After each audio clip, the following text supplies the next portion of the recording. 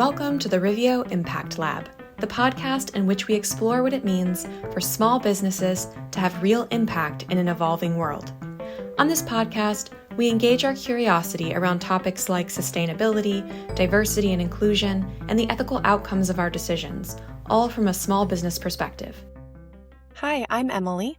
And I'm Ellen, and we release episodes of the Riveo Impact Lab once a month on the second Thursday of every month.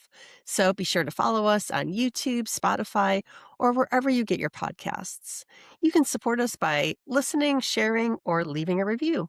Today, we're sharing our interview with Tom Herring. Tom is the co-founder and managing partner of Benefit Corporations for Good, an organization that provides certifications to companies that need a credible and accessible alternative to traditional B Corp certification. Tom has worn many hats, working as a creative director, copywriter, and brand strategist at his own marketing communications firm, as well as working for well-regarded agencies in the Northwest United States as a copywriter and creative director. Tom has worked on projects for national and regional companies you've definitely heard of, like Nike, Intel, and Bob's Red Mill Natural Foods. He's worked with healthcare organizations, including Providence Health Systems, Regents Blue Cross Blue Shield, as well as Good Samaritan hospitals in Corvallis and Portland. And his nonprofit experience involves work for Impact Northwest, Loaves and Fishes, Oregon Special Olympics, and more. Tom currently serves as the advocacy co-chair for the Interfaith Alliance on Poverty, an organization dedicated to fighting generational poverty. And he's also the co-author of the books Putting Soul into Business, How the Benefit Corporation is Transforming American Business, and 25 Building Blocks to Create a Conscientious Organization. Tom has received many awards like Clio's, Addies, Tellys, and Rosies for the work that he's created. Tom's wealth of expertise has made him exactly the right fit to do what he does now, in leading others to put their values first. I first heard about Benefit Corporations for Good when one of my friends got certified, and I knew Tom would be a great guest because of the experience and expertise he has, as well as his desire to make doing good accessible to companies of all sizes. Tom and his team have definitely been doing just that. So if you're interested in what certification could look like for you, or you just want to hear an interesting story of impact, please enjoy this episode of the Riveo Impact Lab.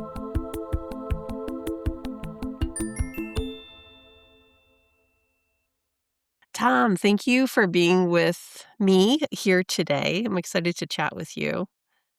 Very excited to be here, Ellen. I really appreciate your reaching out to me and being an opportunity to share what I can with your listeners and viewers out there. So thank you Yeah, very much. awesome. Well, that's great because we try to tell stories of impact. I shouldn't say we try. We do tell stories of impact. And learning about you and your organization, I know there's a really great story there to tell. So why don't we start out by kind of you giving us the overview of your career and kind of what got you to the place where you are today? Yeah, that's a great place to start. So, my career has really had three distinct acts, um, and they're all connected by this thread of storytelling and persuasion. Each point kind of pushing me a little deeper than the last. And I'll start off by saying my first two acts were in the advertising world as a copywriter and a creative director, and then eventually becoming an owner and creative director of my own creative services business. So who did you work? Did you work for one of the big agencies when you got started? No, I mean, the agencies they're rarely, I think there are a couple that are still in business, but they're much smaller and they're more regional. So the agencies were in, Portland and in Seattle, so both places.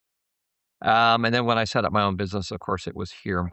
And so, but along the way, this third act kinda got bubbling up, and I really wanted to do something meaningful, really heart-centered, you know financial concerns were not important to me. It was more like, I wanna leave some impact. Really wanna do something good for my community, um, for the business leaders that, I always admired and, believed in. I got introduced to this concept of the benefit corporation, and here in Oregon, they call it the benefit company. There are four of the 40 states right now call it benefit company. The rest either call it benefit corporation or social purpose corporation, which is the case in the state of Washington. But yeah, I really wanted to do something good for the world, as I said, something that wasn't just brand building, but something that could make uh, meaningful change for the better, of course. And so the turning point, it really wasn't that dramatic as much as it was. It's time to take these skills that I've acquired to this at this point in life and do something with them that uh, has impact. That has impact. So you've got these, like, storytelling skills, advertising skills, you know how to connect with an audience, and you learn about benefit corporations, and then you decide to dedicate yourself to this cause? That's kinda how it went, so I'll get beneath the surface here a little bit for you, Alan. So I had my business partner, my co-founder, Benefit Corporations for Good, Marianne Harmer, who's now retired. She and I initially thought we were gonna work in this 3rd act and offer senior level thinking, leadership, marketing help to nonprofits. And we kinda did that for a year, helping, project work for various, organizations that were based here in Portland. But along the way, we got introduced to the Oregon Benefit Company.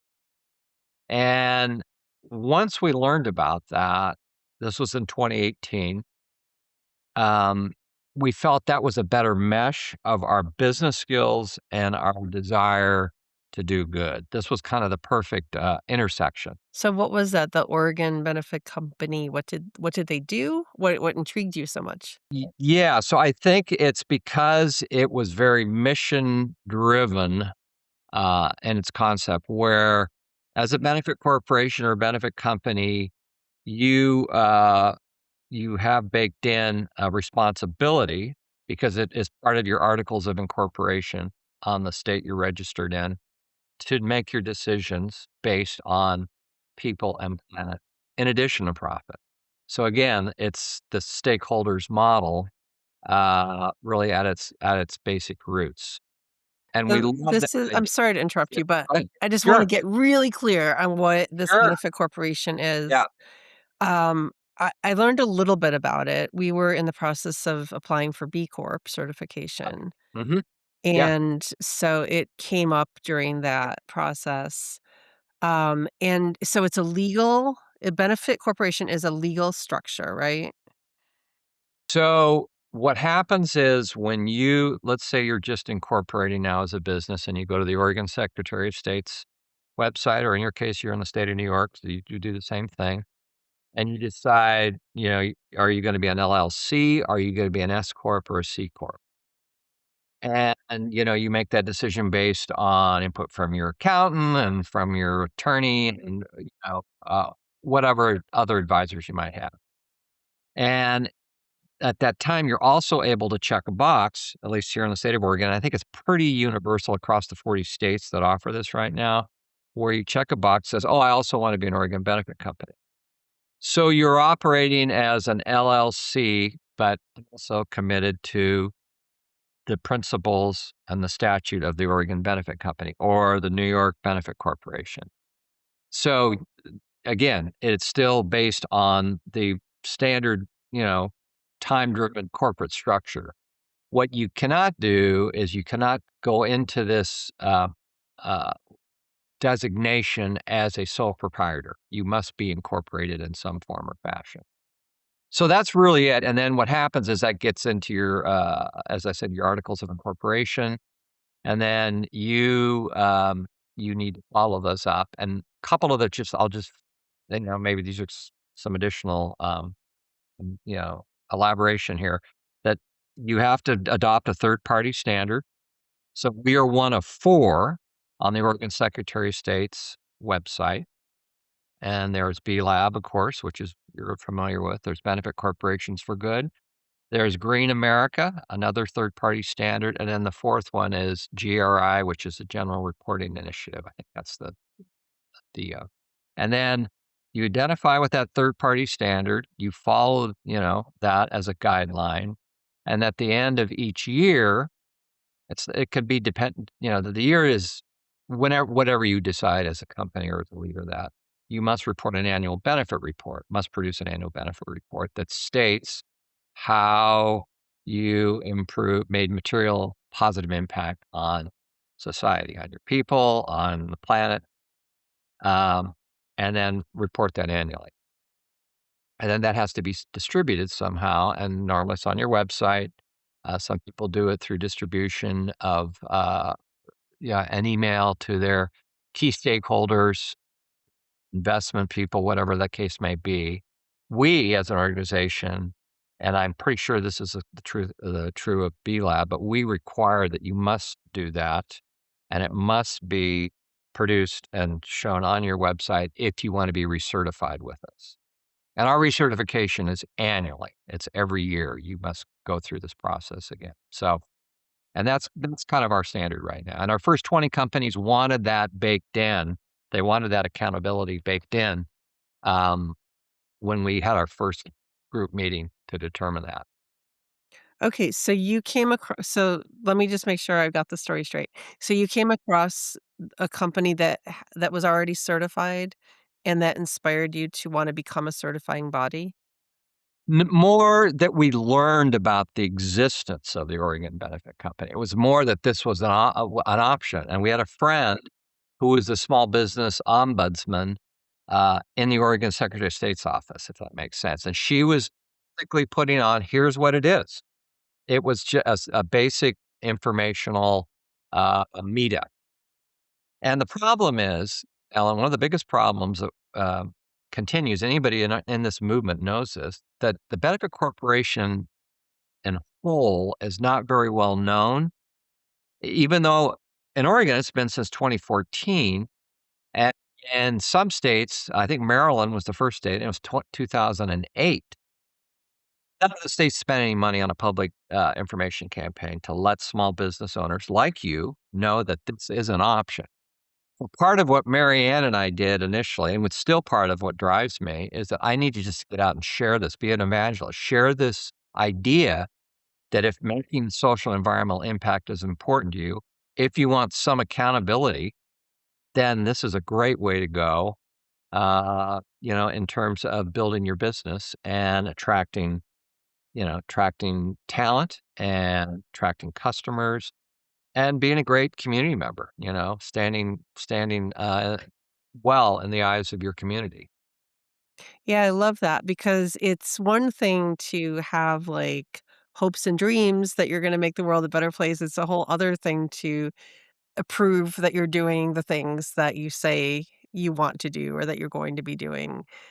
We know this well. We do EcoVadis as one of our assessments every year. We have to go through and prove all the things that we're doing. We put out an impact report. Like, we do a lot of things as a company. Um, and also try to spread the word about the importance of this and the fact I feel, and I'm curious to hear your thoughts on this, but I feel like even a small company can make an impact by doing the things, that they believe is gonna make an impact, but also then by talking about it, and then there's, like, this ripple effect, or by asking their, vendors to adhere to certain policies and standards, and asking their contractors, and, there is this you can make a difference. Absolutely. And I think that's really been our focus has really been on the small business community. And yes, we have a couple larger companies that are 1,500 FTEs. There's one that has 800 to 1,000. But the majority of our businesses are smaller in scope. But not only do we believe that they can make as much a difference as a large corporation, they're usually geared to move quicker in that direction. You don't have you don't have a board to go through. You don't have a law review that you have to. If you, as a small business owner, make a decision, that gets done relatively quickly. After, of course, you might consult with your attorney or you might consult with your CPA on that. And sometimes we suggest that, but it's the nimbleness of a small business to be able to make that change and to go quickly at it. and that's why we wanted to stay. We felt that, other certifications were just too, time consuming and too costly. So while ours is not gonna be as rigorous, it isn't, but it's still, as we call it, kind of the on-ramp to B Corp certification, if that is your goal as a business leader. But we have several businesses in our community that are certified by both. And of course, the ones that are dual certified, I'll typically at this point in time seem to be in the state of Oregon.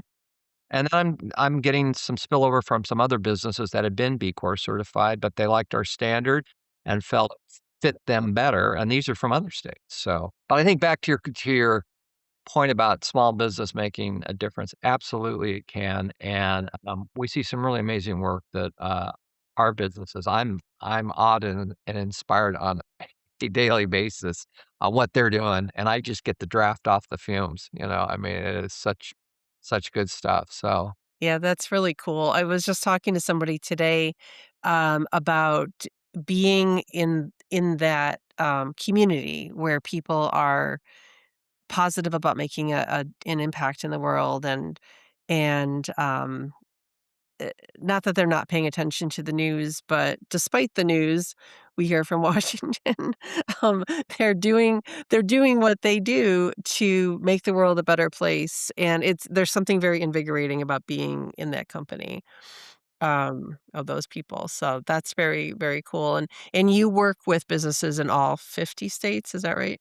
yeah, well, it's 40 because there are only 40 states that have that legislation right now, so eventually it'll be all 50, but we have, at this point in time, Alan, we have 13 states, soon to be 14 states, where our standard is represented, our certification is represented, and then we also have a Canadian province as well. So, um, we're moving. It's a wonderful thing. I mean, people find out about it, and I'm looking to build our community so that this becomes as well known as B Labs, certification. So. Yeah, I wanted to ask you about that because, as we're a marketing company as well, like you are very much into storytelling, and I'm just curious, like, what your thoughts are about the best way to get these stories out there so that more small businesses or larger businesses can learn about this type of certification and even think like, I'm sorry, this is going to turn into a long question, but, I remember I was at a conference several years ago, many years ago now, and, it was this organization that put it on. They're committed to doing good, specifically in disadvantaged communities, and, they were featuring a lot of businesses that are, like, in business for good. They're in business to make money, and they're in business to do good. And, like, a light bulb went off for me. I was like, "Oh, I didn't even know that that was a thing. That's amazing. That's what I wanna do." Um, like, I think a lot of people probably don't even know. Like, they they probably haven't thought about it yet. They're just trying to survive maybe as a business. But how do you, like, reach those people? Yeah, so I had a similar question today from one of our certified businesses leaders, as a matter of fact. And the best thing. Uh, Let me back up a step. So last June, it'll be a year here at the end of June. I brought five of our business leaders representing four companies. They're the dual certification businesses, so they're certified by the B Lab, they're certified by Benefit Corporations for Good. And I gave them my short vision for the next 3 years. I said, "I really wanna build benefit corporations for good. I need your help. I need your advice." And then I shared, some confidential information that they were able to kinda take away. And one of the big things they told me to get this story out further, wider, and farther out, it is through speaking. So, I have worked really diligently where I'm out meeting with people or I'm speaking to groups as frequently as I possibly can. And my whole mission on these talks that I have is to inform, not sell. So I really am informative, and there's some persuasion based on the data that I share. So why, if you're interested in hiring the best and brightest from Gen Z, here's some research from Deloitte, or here's something that Edelman is saying right now that you need to do. If you want to attract younger customers, better know that they're going to go check out what you're about if they're new to your area or they haven't heard of your company. What do you stand for? What do you stand up for?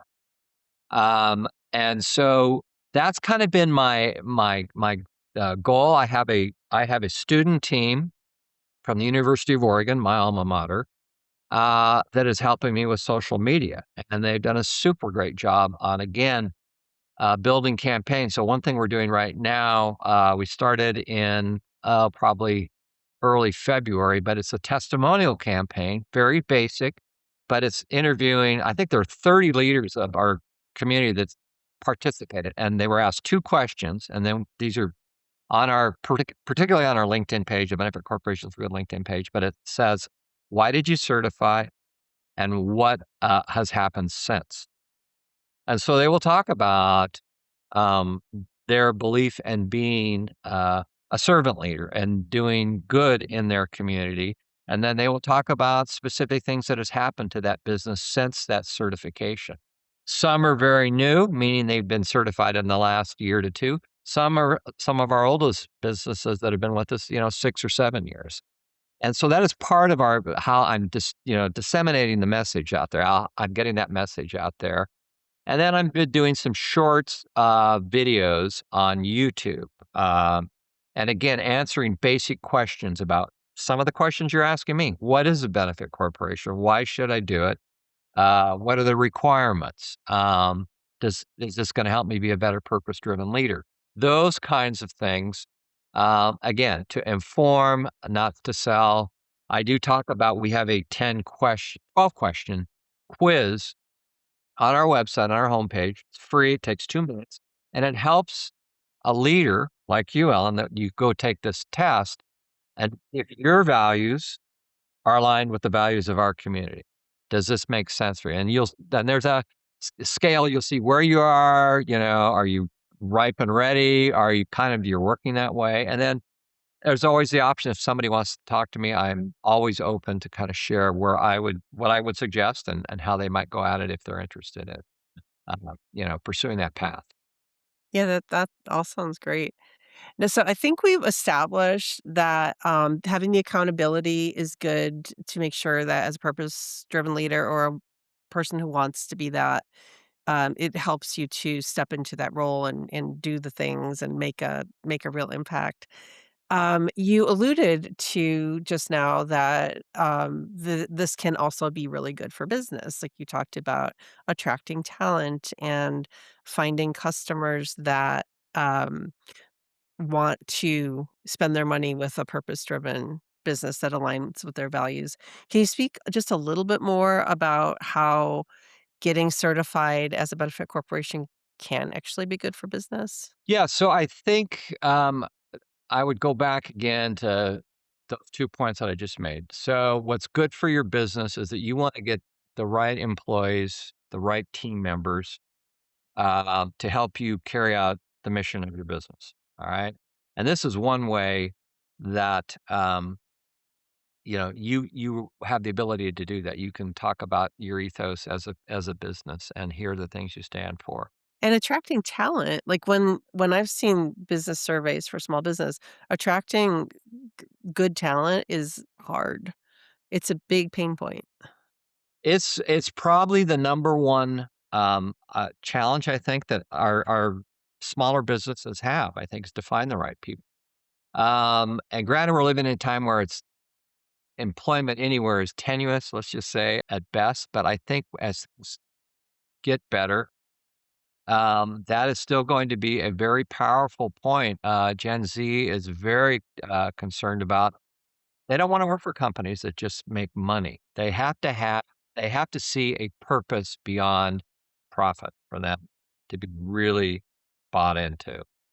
And that's what, making a commitment, having that fiduciary responsibility does for a small business. It helps them bring that talent in, get them excited, and it also does things for existing team members too. There was a company that really just studied the millennial generation. All right, and what was important to them was to put out reports, deeply driven research reports on what that generation was thinking about for jobs, for the future, for what kind of things they were buying, and it was overwhelmingly, in favor of a company that is really good and not just having a PR department, spinning things out, but have some accountability baked into that business. And I think the one thing that I always tell leaders that come to me is that I said, you small business owners are powerful change agents, for our economy. There is, they hire locally, they usually buy locally. There are so many good things that keep that particular economy of that community humming thanks to their efforts. Yeah, no, that's very true. What so you've kind of sold me on the fact that, benefit corporation, this is a good thing to do. And I know as a small business owner, we're often wearing many hats. We're stretched thin. What's a good like first step, would you say, for somebody that's thinking about this, but they haven't started the process yet? They're perhaps a bit overwhelmed. 2 things that, I would suggest right off the bat, and I tell them, number 1, take this 12-question quiz. This'll give you it's free.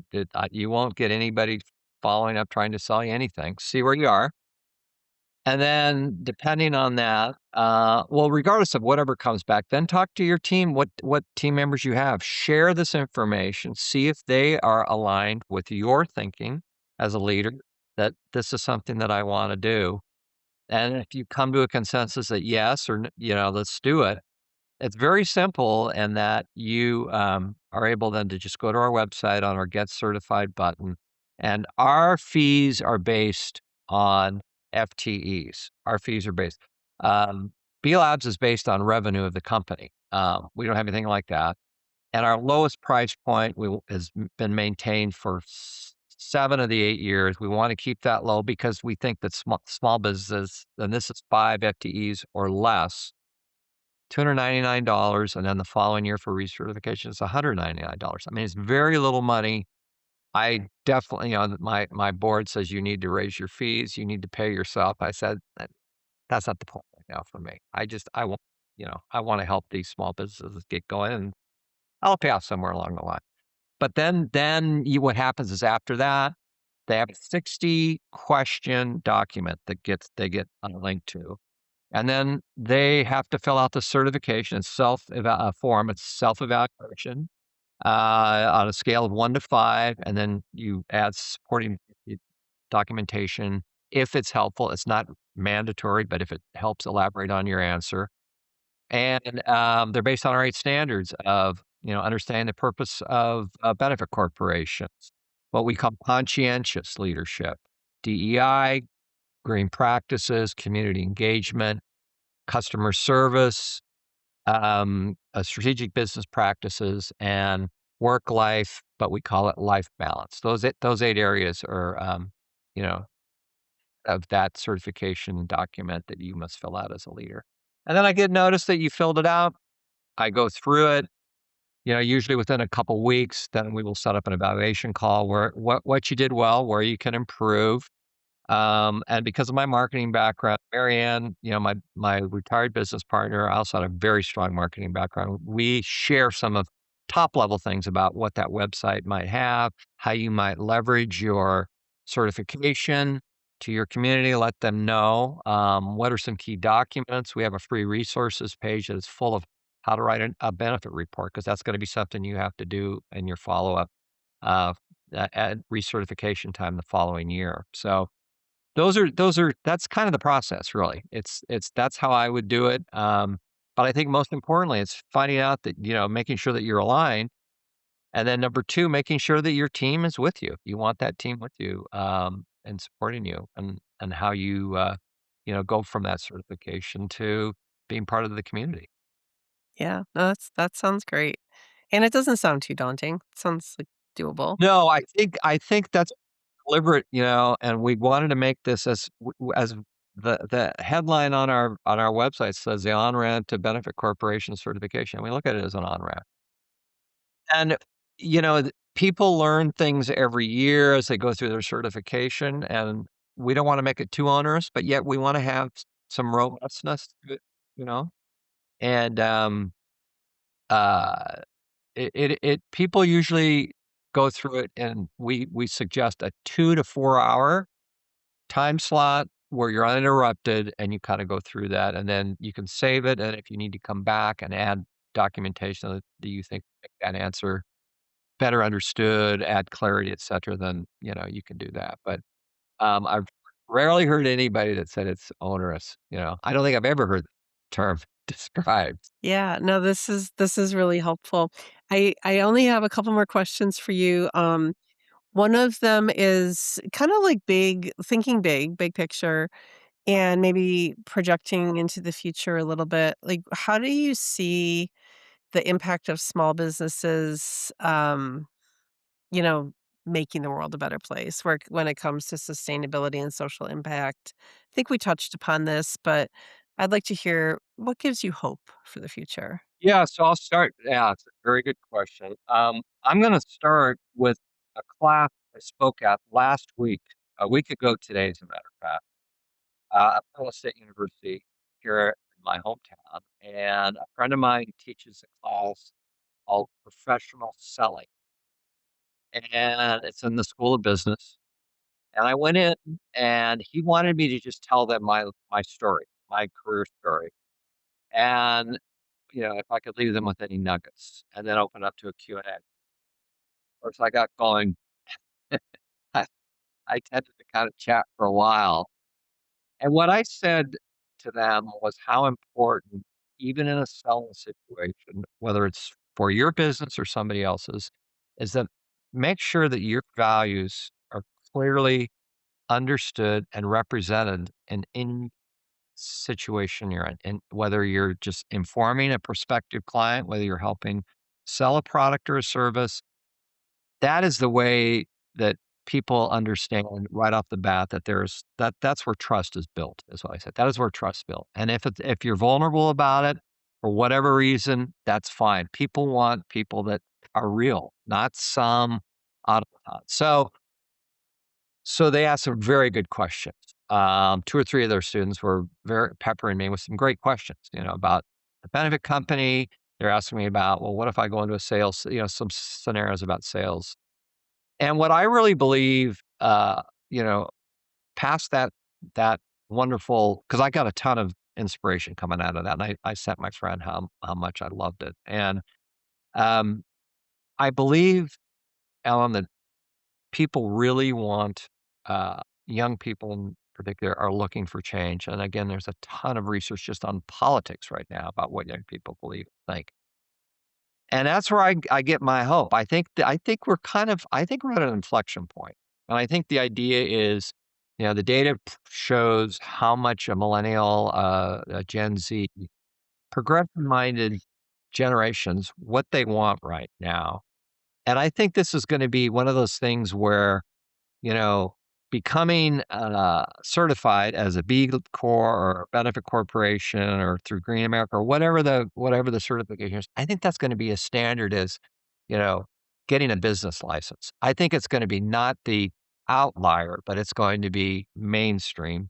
And I think this next generation or 2 are really driving that change. They see a lot of stuff that's not great right now. And I think this is where I get a ton of hope. I'm very inspired by them. They ask great questions. Um, and they're very passionate, you know, they believe it. And that's the kind of thing I see at we have an event called a happy hour for good, which is twice quarterly. I bring together, everybody's invited. There is nobody excluded. I get sometimes students, I get young leaders, and the energy in that room, we have one speaker that talks a little bit about something that will help them be better purpose driven leaders. And the energy that comes out of that room is absolutely magical, and I come out of there just absolutely buzzing, and I've been doing this for 4 years now. I mean, that event we've been doing for 4 years, we're doing our first online event in 2 weeks, and so we wanna get all our businesses that are outside that aren't able to be in person, at least be part of, the energy and, the fabric of our community. Yeah. No, that's thank you for sharing all that. That's really uplifting and optimistic. So I agree with the inflection point thing. I do believe that, and l look forward to seeing what the younger people and us, wise older people can come up with for the future. Um, there's a question we like to ask everybody, it's always interesting. What does impact mean to you? Yeah, so I think that's a pretty, great question. I think a pretty simple one for me to answer. And I think that, impact is really, to me, uh, leaving something better than I found it. And being able to prove it, being able to prove it. Back in the day, I was a Boy Scout, and that was kind of one of the ethos. That's part of the ethos of being it. You always leave a campsite better than you found it, etc. And I've always tried to do that. When my boys were young, they're young adults now, bringing them up is sharing that. And I think that is so important that accountability really makes the difference, of course. And I said, sometimes you're camping by yourself or you're on the street by yourself. Only you know what you did, but you have to live with yourself. Nobody else does, really. You have to live with whatever your actions you've done. So, you know, I think on a personal level, this third act has been without a doubt the most meaningful part of my career. And I think just based on exactly that, you know, I get people that not only want to make impact, but are practicing that in their business, in their personal lives. Um, and that's what I'm just trying to do, one certified BCFG at a time. That was, yeah. So, There you go. Yeah, and you're doing it. well, I'm very grateful. I tell you what, my community, they are really super great. They're they're inspiring people, every single one of them. So, regardless of what their industry is, we have a good mix of industries, but they're all doing great work, and they all believe. I think kinda like certainly you believe, and certainly I believe, and that makes me happy. So that's back to that hope thing. So, No, I love that. Thank you. Thank you for sharing your story. It's great information and inspirational and all the things. So I really appreciate that. And I'm happy to help get the word out about what you do and why you do it and who can benefit from becoming a benefit corporation. So, what's the best way for people to find you? yeah, so outside of our website, benefitcorporationsforgood.com, I know that's a mouthful and not, like, perfect, but it has been our name for a long time, is one place to start. And then if, people wanna see even more timely, our LinkedIn page, Ben Coors for Good, is a very, robust and, active page where people can find out. And again, if people wanna follow up on have questions based on whatever I've, shared with you, they can certainly reach out to me. I'm very willing to get on a call with anybody. So it's just How would they find you through your website or what's the best way? yeah, that'd be the best way. We have a contact page. All I gotta do is fill out, say, "Hey, I wanna talk to you. I just got something from somebody last night, and, I'm getting that set up." So, yeah, I love doing that. So, want to be as accessible and however I can help them. I am, ready, willing, and able. So, Awesome. Great. Well, thank you for taking the time to talk with me today and looking forward to our next conversation. I so appreciate your time, Ellen, and great questions, and, yeah, and continued success for you on this great podcast you've got. Thank you. Okay. Thank you so much.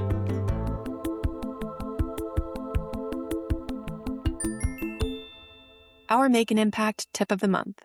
Go to benefitcorporationsforgood.com, click Get Certified, and take the free 12-question values alignment quiz to see where your company or organization is at. Then discuss the results with your team and choose one next action step to take. Thanks for listening, and make sure to do good in the world this month. If you have questions you'd like us to address on the podcast, you can reach us at info@riveocreative.com. Subscribe wherever you listen so you don't miss out on any of our incredible upcoming guests. We'll see you soon at the Riveo Impact Lab.